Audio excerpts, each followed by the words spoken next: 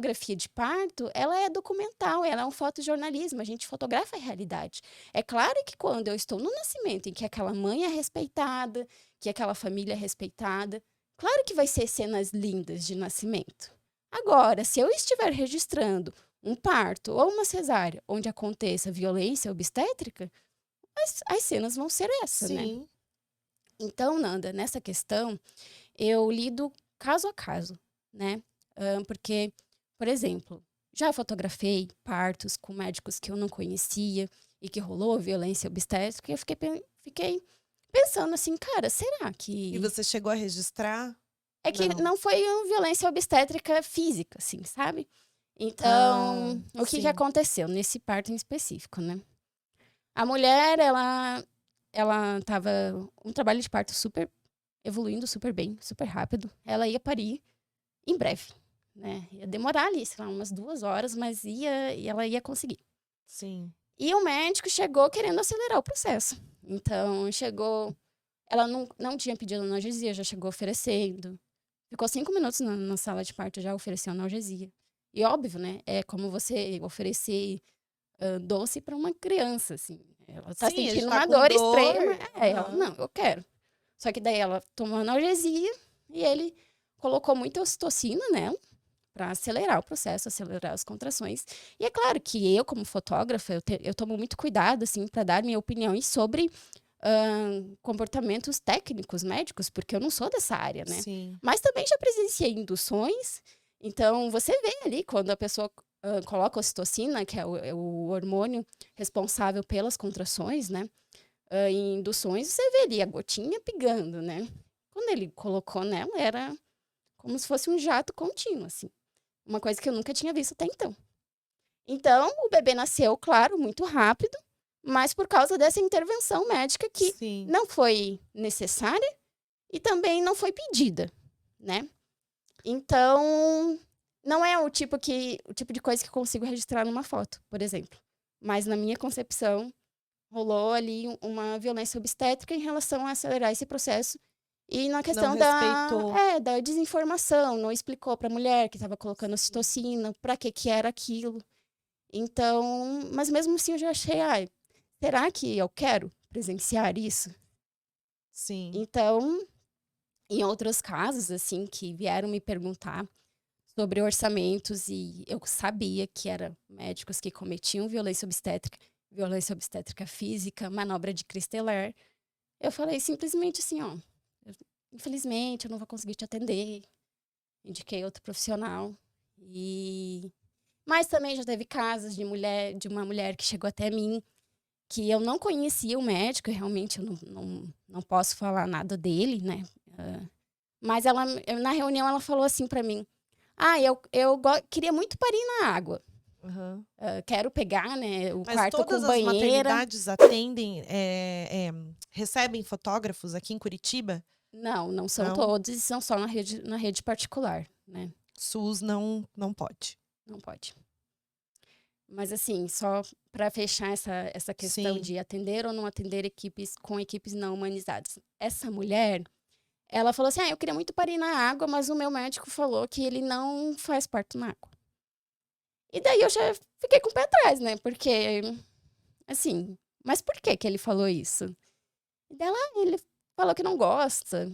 Eu falei, olha, aí eu me senti na liberdade, porque era uma conversa que a mulher estava me dando essa abertura para falar. Porque a gente sabe que na gestação vem vários palpites, né? Sim. Então eu não fico falando, não vai nesse médico porque ele tem uma má fama com violência E obstétrica. você Porque sabe eu só de sou mais uma palpiteira, que a mulher não tem nenhuma relação comigo, e isso vai gerar uma ansiedade nela. E ela pode me ouvir ou simplesmente quem é essa guria que tá falando do meu médico, sim. né? Então, nesse caso, eu me senti, que eu sentia que tinha uma abertura. Eu falei, olha, né? Você já se questionou por que que ele não tá querendo fazer essa sua vontade? Porque, assim, se ele já tá dizendo que não faz. Então, pode ser que no momento do seu parto, você queira fazer coisas e ele não deixe. Então, pensa sobre isso. E daí ela falou assim, sabe, é verdade, Bruna. Realmente, né? Vai que eu queira fazer alguma coisa, me mexer, parir em uma posição e ele não queira. e eu tenha que fazer do jeito dele. Eu já ia perguntar, tem alguém pra indicar? Você sabe? Então, e foi exatamente perguntar como. isso. Ela Porque você falou. conhece os médicos, né? Aham, Você já sabe a linha de conduta de cada um, como, né, cada um trabalha e principalmente na questão de atuar para alguma coisa, alguma intervenção que seja realmente necessária. sim. Você tá ali com esse olhar, por mais que não seja na visão do médico ou tecnicamente, ou veja para salvar a vida da pessoa, mas Uhum. você já tem esse Um pouco de esse conhecimento, feeling, né? exatamente. Aham, Aham. sim. E daí, no fim, ela falou, ah, né, pode me indicar, realmente, toda a minha equipe que eu tô contratando são mulheres, então se for uma médica mulher eu vou me sentir mais à vontade. E no fim, eu indiquei, ela escolheu uma ótima profissional e deu tudo certo. Então, eu consegui ajudar essa mulher de alguma maneira. Mas é um limiar entre ajudar e atrapalhar, Sim. né? Então, nesses casos, assim, eu realmente decido caso a caso e depende bastante de como a mulher chega em mim, né, e da abertura que ela me dá para falar. Eu sempre quero ajudar, é claro, eu não quero que ninguém sofra violência obstétrica, Sim. mas eu também, né, tenho essa sensibilidade de como falar isso para essa mulher. Ô, Bru, e qual que foi o parto que mais te marcou, assim, o nascimento?